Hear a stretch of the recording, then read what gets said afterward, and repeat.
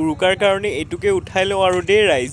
ভোগালীৰ বজাৰ দৈ টেকেলিৰে আৰম্ভ কৰিছোঁ। এতিয়া বজাৰত আৰু কি পাওঁ চাওঁ আহক। দেখিছেই চাগে ভোগালী বুলি গোটেই বজাৰখন মানুহ আৰু বস্তুৰে নদন বদন হৈ আছে। এতিয়া মানুহেই চাওঁ নে বস্তুৱেই চাওঁ যেনহে লাগিছে। এতিয়া লাষ্ট কাণ কাটি কৰি আপোনালোকক দেখুৱাওঁ বুলি ভিডিঅ'বোৰ কৰি আনিছোঁ আৰু। পিছে বজাৰখন ক'ৰ কোনে কোনে ধৰিব পাৰিছে বাৰু কমেণ্ট কৰি জনাব। কিন্তু ভাবিছিলোঁ এইবাৰ ম'হৰ দৈ একলহেই খাম, কিন্তু দাম শুনি চকু কপালত উঠিল। সেইকাৰণে গৰুৰ গাখীৰৰ দৈকে আনিলোঁ আৰু। পিছে দাম নহ'বনো কিয়, বিহু আহিছে, বজাৰ পালেহি।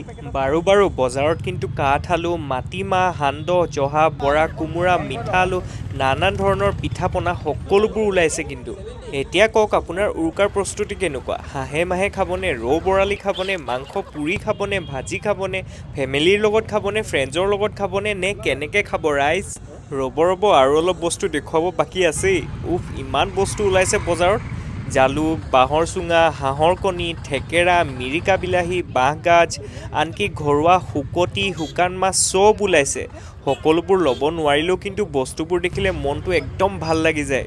সঁচাকৈ কিন্তু অসমীয়া খাদ্য সম্ভাৰৰ তালিকাখন বিৰাটেই দীঘলীয়া। আৰু এই যে চহৰৰ মাজতো এনে থলুৱা সচৰাচৰ দেখিবলৈ নোপোৱা বস্তুবোৰ উপলব্ধ হৈছে, সেইটো এটা শলাগ ল'ব লগা কথা কিন্তু, নহয় জানো?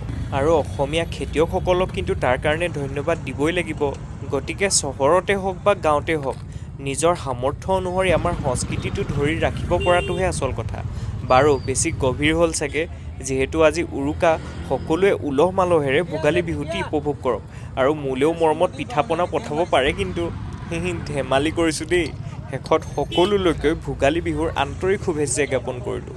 মেজিৰ জুয়ে যাতে সকলোৰে অপায় অমংগলবোৰ পুৰি শেষ কৰে, তাৰে কামনা কৰিলোঁ। আজিলৈ যাওঁ।